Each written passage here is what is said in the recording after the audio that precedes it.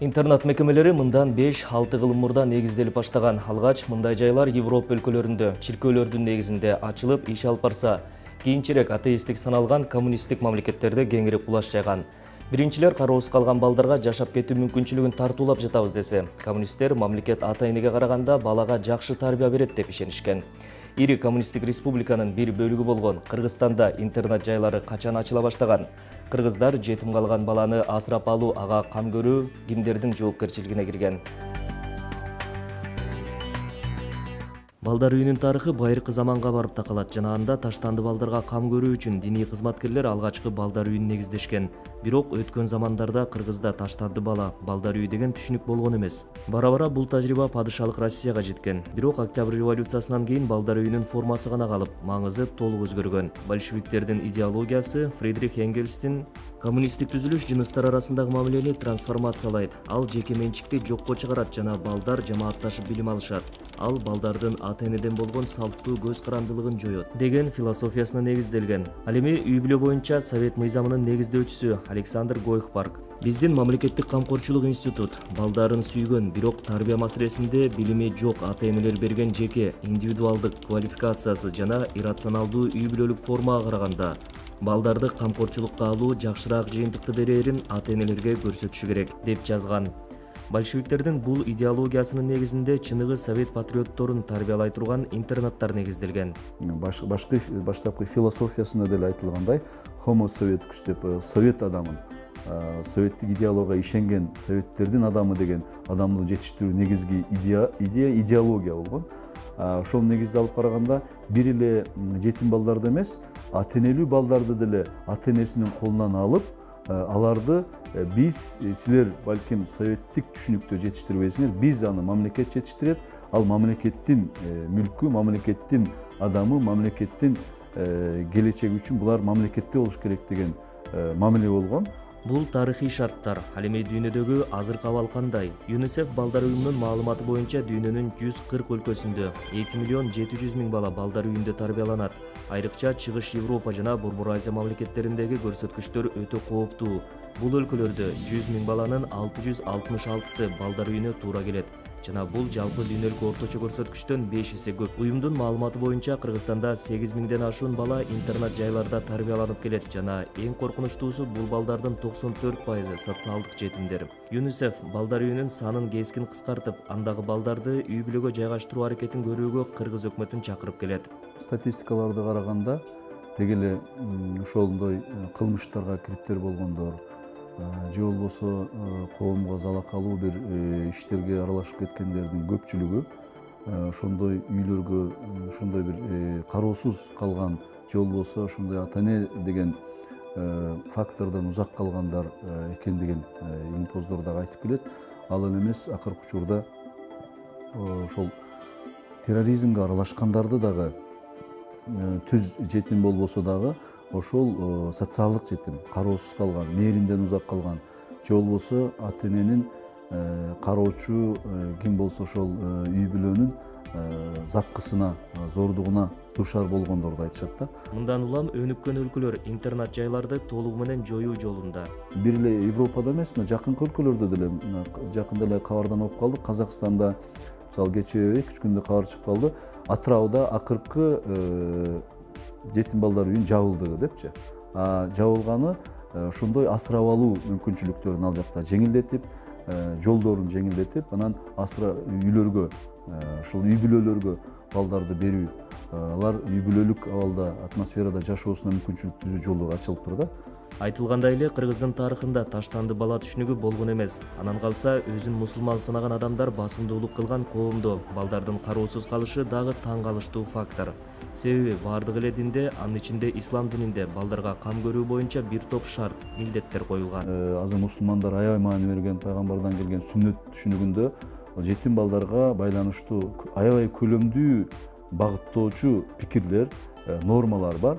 Бирок азыркы учурда көп ошол эле биздин үрп адатыбыздагы, анан негизинен диндик түшүнүгүбүздагы формасына маани берип эле негизги практикалык пайдалары да боло турган мазмунунан узакташып кетип атабыз да. Мен ойлойт элем ушул өзгөчө кароосуз калган балдарга жалпы дүйнөдөгү жакшы практикаларды алуу, аларды көчүрүү, алардан үлгү алуу түшүнүгү менен бирдикте, эгерде биз мурдатан эле бизде болгон, үрп адатыбызда болгон ошо асырап алуу, багып алуу, анан диндик түшүнүк менен дагы сооп, милдет катары каралган жетимдин акысын жебөө, аны асырап алуунун кандай чоң көлөмдүү сооптору деген түшүнүктөрдү эгер диний түшүнүктө дагы, традициялык түшүнүктө дагы эгер кошо алып кетсек, практикалык пайдаларын дагы эске алып, биз башка өлкөлөрдөн ала турган үлгүнү дагы жугумдуу, дагы пайдалуу, дагы тездик менен ишке ашыра алат элек деп ойлойм да. Кыргызстанда 2012 жылдын соңунда интернет тибиндеги балдар мекемелерин башкарууну жана каржылоону оптималдаштыруу жөнүндө 6 жылга эсептелген атайын токтом кабыл алынган. Ага ылайык айрым мекемелер трансформацияланып, алардын базасында социалдык колдоо көрсөтүүчү, мындан тышкары укуктук борборлорду түзүү каралган. Ошондой эле интернаттардын абалын жана балдарга бул мекемелерде түзүлгөн шарттарды жакшыртуу пландалган. Токтом боюнча социалдык кызматкерлердин дагы кесипкөйлүгүн жогорулатуу жагы мерчемделген. Бул коюлган максаттар канчалык ишке ашып, реформа кандайча жүргүзүлүүдө? Өлкөдөгү интернат мекемелериндеги балдардын 6% гана тоголук жетимдер. Калган тарбиялануучулардын 2 ата-энеси тең же алардын бири бар. Адистер интернат мекемелери үй бүлө институтун толук алмаштырып, баланын өсүп жетилүүсүн жетишээрлик камсыздай албагандыктан кийин баланын өз үй бүлөсүндө, андай болбогон учурда туугандарынын колунда же бакма үй бүлөдө чоңойгону оң таасирин берет деген пикирде. Бирок ал үчүн оор турмуштук кырдаалга туш болгон үй бүлөлөргө бул абалдан чыгууга колдоо көрсөтүү зарыл. Чоң эне чоң аталары бага албай калса, анан кийин көпчүлүк үйлөрү жоктор, же болбосо үйлөрүн кредитке алдырып ийгендер, ошолор менен мен көп сталкиваться эметкем, ошолор менен иштешкем. Себеби балдарын каяка алып барарын билбей, ошол себептүү алар интернаттарга, детский домдорго өткөрүшөт. Өткөрүп дагы бир жерден барып, Россиядан барып иштеп келгиси келет. Же болбосо дагы Түркияга, көбүнчө Турцияга кетип атышат, Турцияга кетип калып атышат, ошентипчи. Ошол бойдон балдары кароосуз калып атат да. Бүгүнкү күндө республикада 9000ге жакын бала интернаттык мекемелерде тарбияланат. Алардын ар бирине ай сайын орточо эсеп менен 14 000 сом акча бөлүнөт. Бул каражаттын эң көп дегенде 25% гана баланын тамак ашы жана башка зарыл нерселерине жумшалат. Балдарга бөлүнгөн каражаттын 80%дан ашыгы мекеменин кармап турууга, кызматкерлердин айлык акысына төлөнөт. Мамлекеттен 10 тыйын бөлүнсө дагы ошол адресине барып балдардын алган билимине, тарбиясына кетсин, алардын ден соолугуна кетсин деген маселени коюп атабыз да. Ошон үчүн бул жерде аябай көп эмелер, кече өзүм жөнүндө дагы 2-3 статьяларды окуп калдым. Чолпон Алына ушинтип баягы коррупционный системаларды бузам деп атат, анан балдарыбыз көчөдө калат да, анан балдарыбыз каяка барат депчи. Төрөп коюп эле таштап эле эме силер баккыла, мамлекет жасаш керек деген. Бул болсо эми кандайдыр бир болбой калган убактарда, ата-энеси жок болуп калган убактарда, же ошо бала болсо кыйын абалга түшүп калса, же ата-энеси көзү өтүп кеткен болсо, анда болсо мамлекет тарабынан эмеге жардам беришибиз керек. Кабыл алынган токтомго ылайык 2018 жылга чейин республикадагы интернат мекемелеринин санын кыскартуу каралган. 2014-2016 жылдар аралыгында өлкө аймагында 1688 бала интернаттык мекемелерге, 30 бала бакма үй бүлөлөргө жайгаштырылган. Бириккен Улуттар уюмунун балдар укугу боюнча конвенциясынын принциптерине ылайык балдарды жайгаштыруудагы артыкчылыктар бар. Ага ылайык баланын ата-энеси бар болсо, аны биринчи кезекте өз үй бүлөсүнө жайгаштырып, анын үй бүлөсүнө турмушун жөндөп кетүү үчүн финансылык колдоо дагы көрсөтүлүшү абзел. Бала томолой жетим болсо, аны туугандарынын камкордугуна берүү талапка ылайык. Эгер баланын жакындары табылбаса, аны жок дегенде өз улутундагы, башкача айтканда, өзү туулуп өскөн өлкөнүн жарандарына асырап алууга берүү керек. Мында артыкчылык бакма, фостердик үй бүлөлөргө берилет. Эгер бул дагы мүмкүн болбогон учурда, соңку чара катары балдарды балдар үйүнө жайгаштырууга туура келет.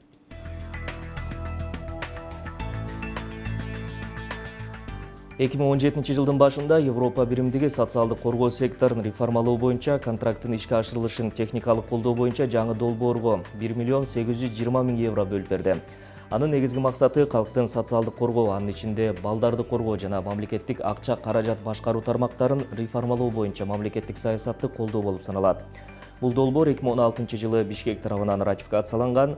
Кыргыз өкмөтү жана Европа биримдиги ортосунда бюджеттик колдоо жөнүндө финансылык макулдашуунун шарттарын аткарууга да көмөк көрсөтмөкчү. Макулдашуу боюнча 2015-2017 жылдары бюджеттик колдоо программасынын алкагында Европа биримдиги Кыргызстанга 30 миллион евро бөлүп берет. 4,2 миллион евро 2016 жылы төлөнүп берилген. Аталган долбоордун жетекчиси Владимир Кузьминский биздин студияда болуп, интернат мекемелеринин тарыхый максаты жана аларды реформалоонун максаттары тууралуу айтып берди.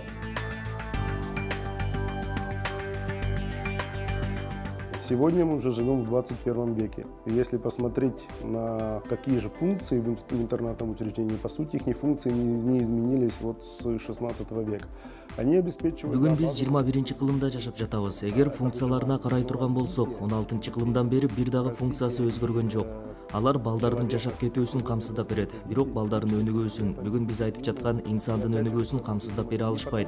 Көңүл бурсаңыздар, бул интернат мекемелериндеги кызматкерлердин начарлыгынан же персоналдын жамандыгынан эмес, бул таптакыр башка маселе. Анткени система муну камсыздап бере албайт.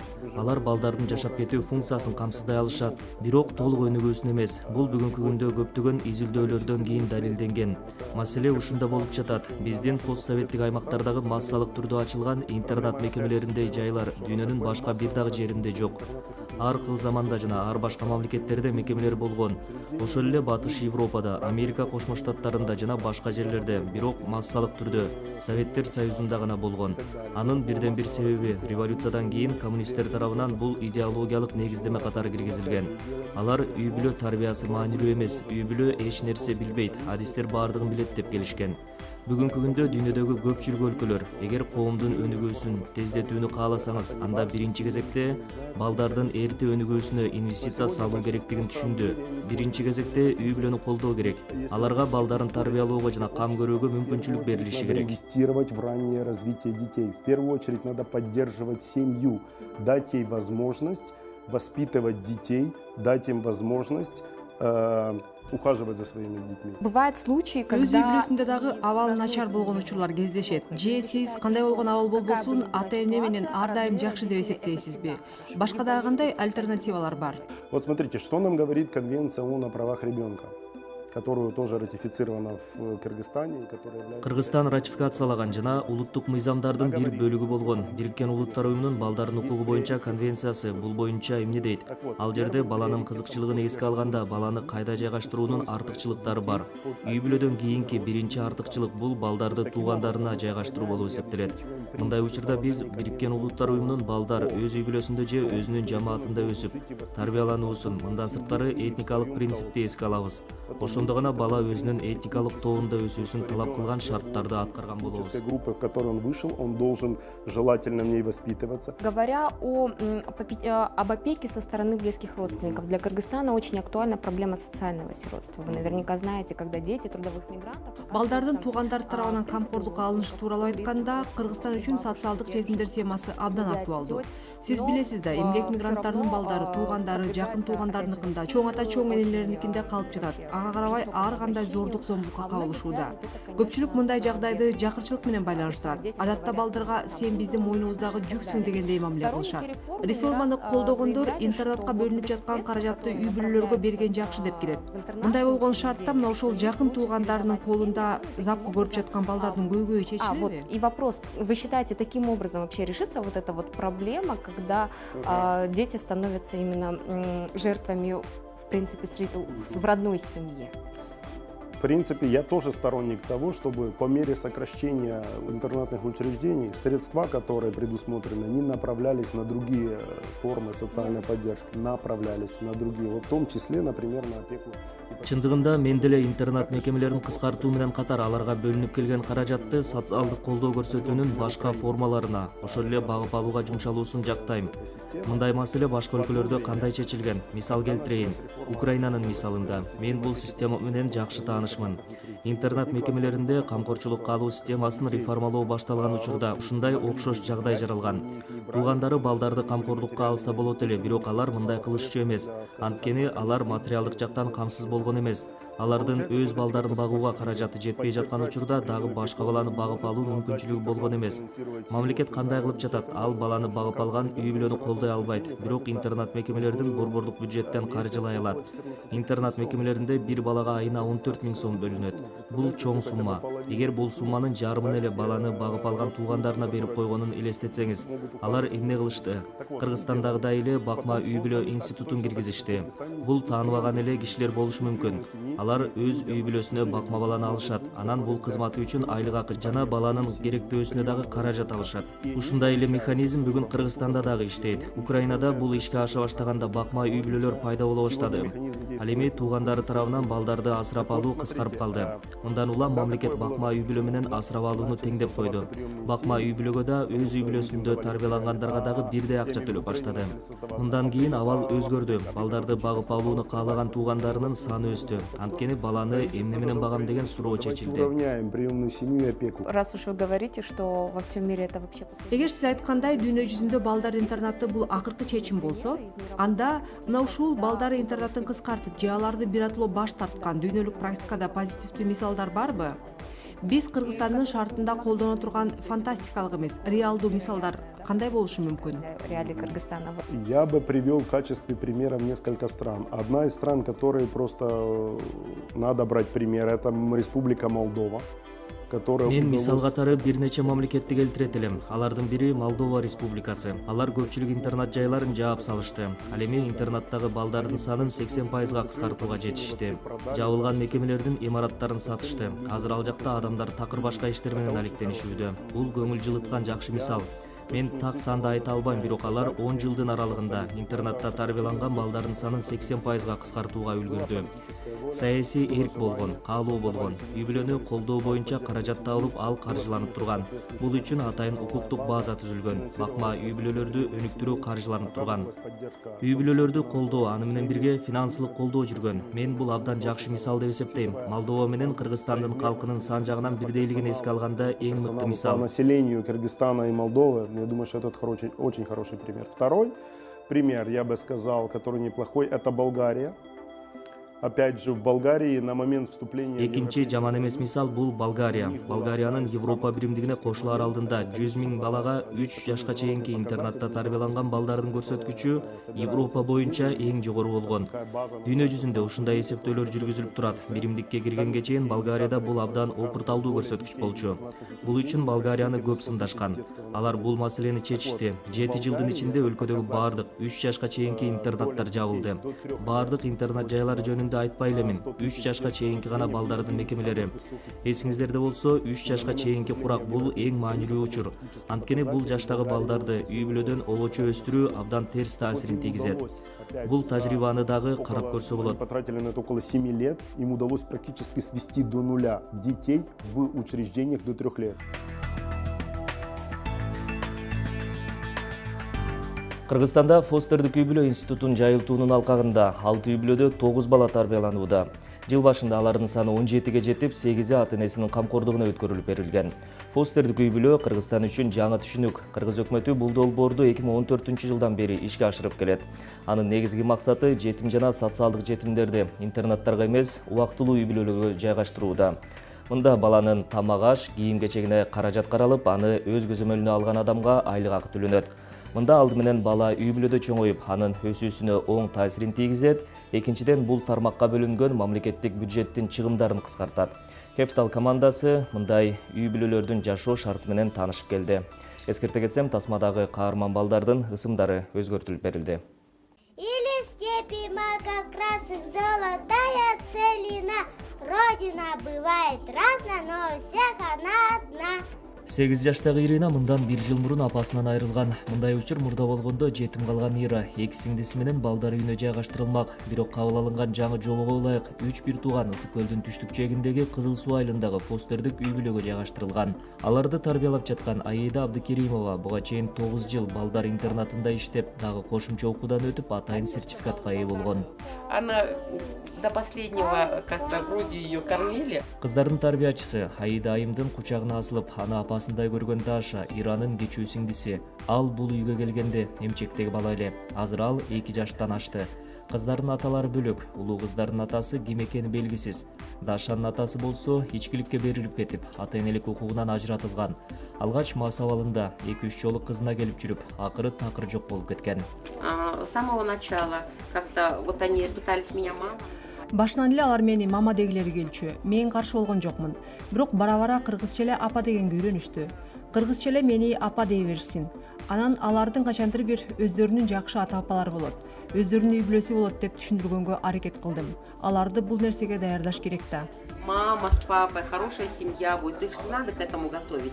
Фостердик үй бүлөнүн жобосуна ылайык кыздардын атасы жакындары табылып же башка адамдар багып алууну кааласа жана аны социалдык кызматкерлер колдосо, анда алар ошол үй бүлөнүн камкордугуна өткөрүлөт. Ага чейин ар бир 6 ай сайын фостердик үй бүлө менен мамлекеттин ортосундагы келишим жаңыртылып турат. Балдардын ар бирине республикалык бюджеттен тамак-аш, кийим-кечек жана төшөнчөлөрүнө айына жалпысынан 6000 сом бөлүнөт. Тарбиячысына айлык акы катары 6000 сом каралган. Бирок бул акчанын айрым бөлүгү кармалып жатып, колго тийгени 4-5 миң сомду түзөт. Бүгүнкү күндө Ирага окшоп убактылуу үй бүлөлөрдө жашаган балдардын саны 9. Жыл башында булардан башка дагы 8 бала кайрадан өз ата-энесинин камкордугуна өткөн. Ал эми 2014-жылдан бери 60ка жакын бала өз үй бүлөсүнө кайтарылган. Фостердик үй бүлөгө өзгөчө талаптар коюлган. Биринчи кезекте социалдык кызматкерлер алардын баланы багып алуу максатын иликтеп, атайын талаптардын тизмегин текшерип чыгат. Киреше булагы, ден соолугу жакшы соттолбогон 12 документ бар бүгүнкү күндөчү. 12-нчиси болуп бул министрлик аркылуу окуп өтүш керек, сертификат алыш керек. Анан ошонун баары бүткөндөн кийин келишим түзүлөт ошол үй бүлө менен.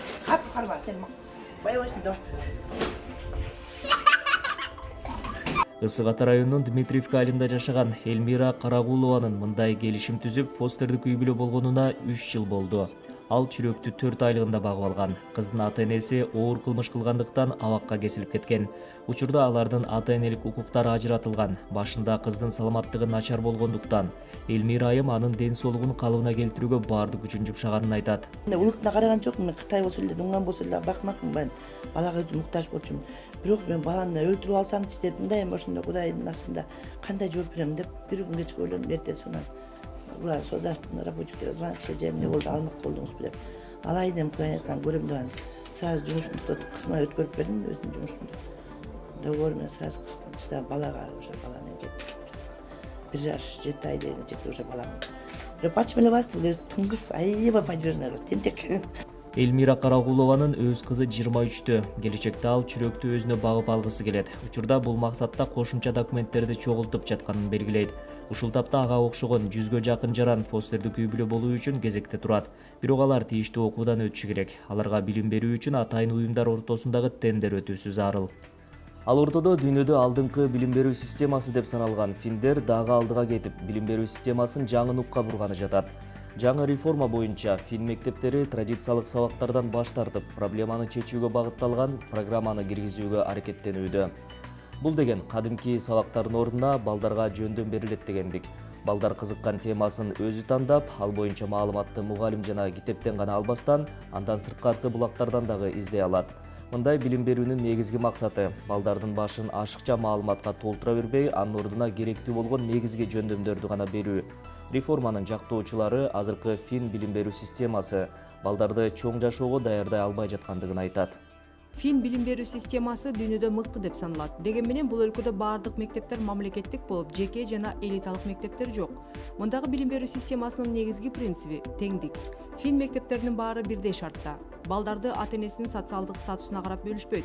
Ал турсун ата-энеси ким болуп иштээрин сураганга мугалимдердин укугу жок. Балдарды жөндөмүнө карап дагы бөлүшпөйт. Баардык балдар бирдей. Мектепте билим берүү гана эмес, тамактандыруу дагы бекер. Ошондой эле мектептин эсебинен балдар музейге барып, класстан тышкаркы сабактарды өтүшөт. Окуу куралдарынын баарын мектеп бекер камсыз кылып берет. Ата-энелерден акча чогултууга толугу менен тыюу салынган.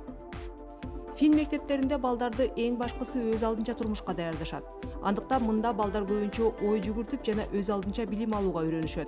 Мугалим болсо маселени чечүүнүн жолдорун кантип кайдан издөө керектиги менен бөлүшөт.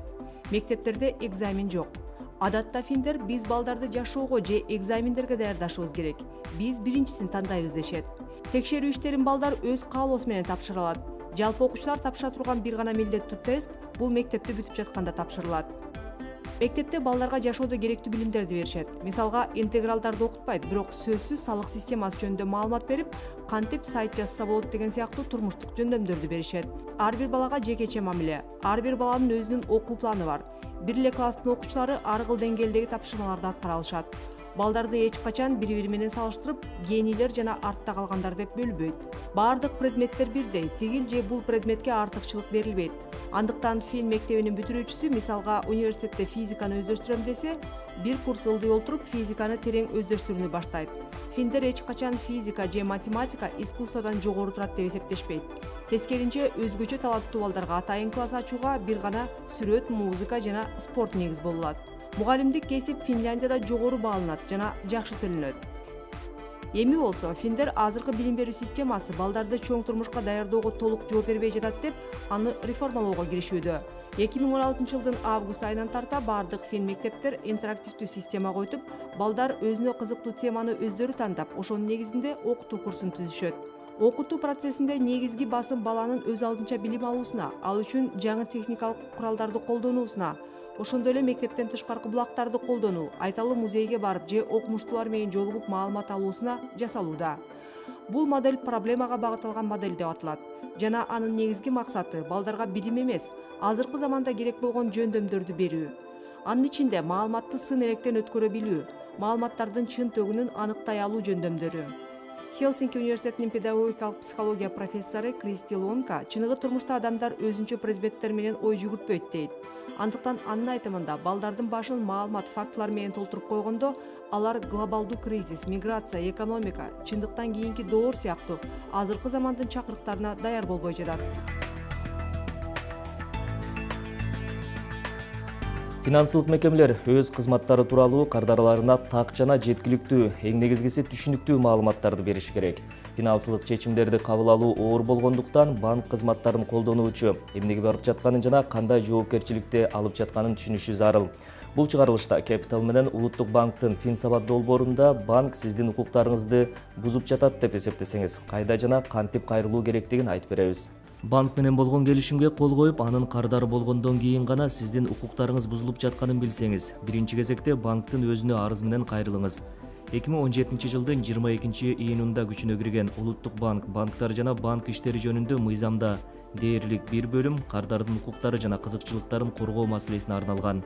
Бул нормаларда банк кызматтарын көрсөтүү жана маалыматты ачыкка чыгаруу боюнча талаптар коюлган. Банктын баардык бөлүм же филиалдарында керектөөчүлөрдүн кайрылуу жана даттанууларын караган бир же бир нече жооптуу адам болушу керек. Банк кызматкерлери бул финансы кредиттик уюмда сиздин маселеңизди чечүүнүн кандай тартиби бекитилгенин түшүндүрүп берүүгө милдеттүү. Эгер укуктарыңыз бузулду же банк жалпы так маалыматты берген жок деп эсептесеңиз, мындан сырткары суроолоруңузга жооп ала албасаңыз, бул финансылык уюмга арыз же даттануу менен кайрылууга укуктуусуз. Финансы кредиттик уюмдар сиздин кайрылууну карап, жүйөлөрдү текшерип, бузуулар аныкталган болсо, аларды жокко чыгарып, ошондой эле келечекте мындай бузуулардын болушуна жол бербөө боюнча аракеттерди көрүшү керек. Маселе каралып чыккандан кийин ар бир кайрылууга жооп жөнөтүлүшү зарыл. Улуттук банктын нормативдик документтеринде банктарга карата негизги талаптар коюлган.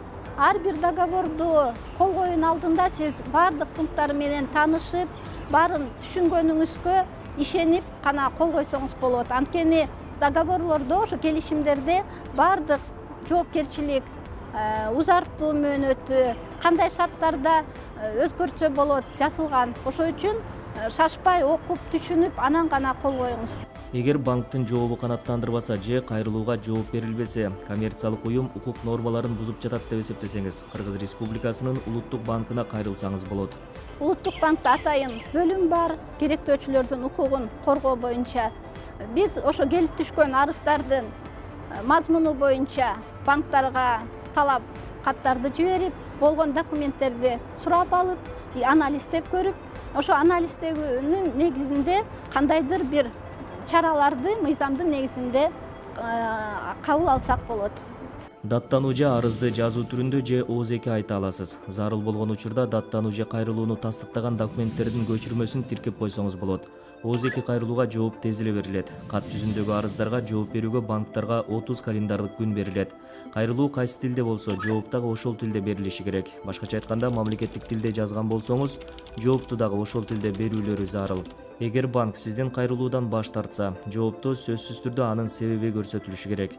Ошондой эле мыйзам керектөөчүлөрдү өз кайрылууларында аты жөнүн, дарегин жана байланыш номерлерин көрсөтүүгө милдеттендирет.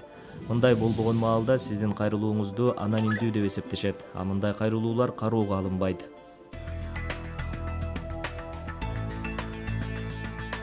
Бул Capital командасы даярдаган экономика абзару болду. Ушул жана башка экономика, бизнес темалар менен кесиптешим Айсулуу Тикимбаева 3-күнү ушул эле маалда тааныштырат. Өткөрүп жибербеңиз. Ишиңизге ийгилик.